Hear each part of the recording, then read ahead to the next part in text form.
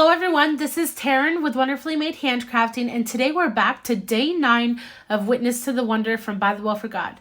Now today's card is super easy. What I did is I wrote on the back side of the scripture card, I typed it out on my typewriter, Jeremiah 23, 5 through 6, which is the verses that we're focusing on today. And then I took some of this Kraft mixed media Heavystock, and I'm going to use this background crackle stamp with some VersaMark ink, and then I'm going to lay down some of Tim Holtz's embossing glaze on top. Now I've had some issues with things sticking lately, so I'm making sure to rub that anti-static powder across the paper.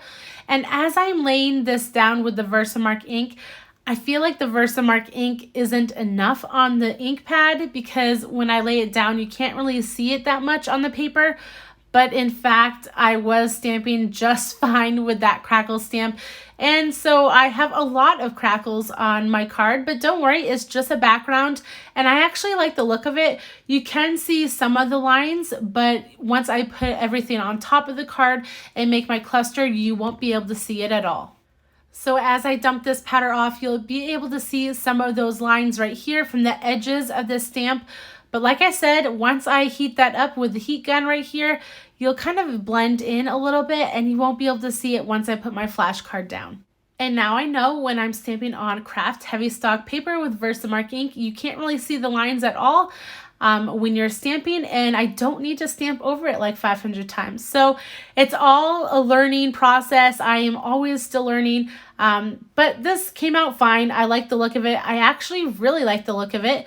I can't wait to continue using this background stamp and try it out in different places. I also think this background stamp could probably look like cracked leather pretty easily. Maybe if I had darkened up the Kraft Heavystock paper and blended it in a little bit more with the lines, but I think that would be a cool look and I might try it in the future. But here I am gluing this scripture card to the back side of this Kraft paper. Because I wrote the verse on the other side of the scripture card, I'm not too worried. And I am using that flash card that says righteousness on the side that has the cracked look. I didn't want to forget to stamp my holes for this memory decks card. Now this punch is a little hard to stamp holes through, especially when you're using two thicker pieces of paper. Make sure that you have a good sturdy desk to push down on. Also, you could stand up and help yourself out that way, but if you have arthritis, you might need to ask for help. I ended up fussy cutting a little bit closer to that floral piece, and then I'm going to round all these corners to make it cohesive with the rest of my memory decks cards. I grabbed my paper pack because I know I'm going to need some pattern paper for the back of this dog-eared portion of my flashcard. You know me, I can't get rid of it. And so I love adding this little piece right here and adding a different piece of paper. So I'm just going to glue that down to the corner, and then I'm going to hold it there for a second, wait for it to dry, and then I cut the edge off. Now usually I grunge up my brads a little bit with some alcohol ink before I thread them through my flashcard, but today we're going to keep things simple and I'm just going to keep it that plain silver. Now if you like that grungy look, they do have brads in different metal styles. Specifically Tim Holtz sells some, but I found that these metal brads that are just plain, I believe I got them at Michael's. They were much cheaper and you can create whatever color you have in alcohol inks. So that works for me, although I did pick up the Tim Holtz ones too for my accordion book just because they match the other metals so well that I'm working with. I'm adding a little bit of that vintage photo distress ink around the edges of this floral piece and a little bit in the center just to add some age. And then I will start working on placing everything and gluing everything down.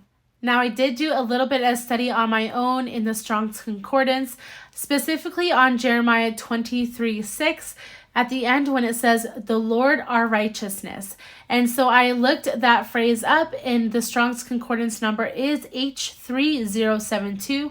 So I wrote that on a little slip of paper in my typewriter, and then I also wrote the Hebrew form of what that is. So as I'm laying everything down, I decide to put the Hebrew version down in the bottom right-hand corner, but I'm going back and forth on where to put the Strong's number, and I ultimately decide to put it below the Hebrew because I still need to put my day on this card as well. There's no way I can keep everything flat, so you know that I'm popping up that floral on some foam tape. I don't know how all my cards will fit in my little memory decks box. We might have to move some over as the month goes on, but it's going to be okay because chunk just makes me happy. So I'm going to add that to the top of that card, and then I will end up gluing it down that Hebrew and the Strong's Concordance number. Now these little tweezers come in super handy. If you don't have a pair of good Kraft tweezers, make sure to add them to your Christmas list because they come in handy all the time.